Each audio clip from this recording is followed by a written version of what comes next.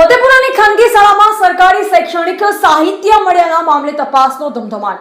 ફતેપુરા નગરમાં આવેલી touch the light English અને ગુજરાતી મીડિયમ ખાનગી શાળામાંથી સરકારી શૈક્ષણિક સાહિત્ય તેમજ સ્માર્ટ બોર્ડ મળી આવ્યાના મામલે શિક્ષણ વિભાગ સહિતના તંત્રમાં તપાસનો ધમધમાટ શરૂ થયો છે.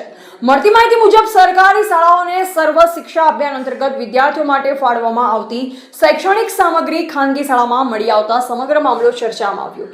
સરકારી શાળાઓ માટે ફાળવવામાં આવેલી આ સામગ્રી ખાનગી શાળા સુધી કેવી રીતે પહોંચી તે અંગે હવે તંત્ર દ્વારા તપાસ હાથ ધરવામાં આવી રહી છે.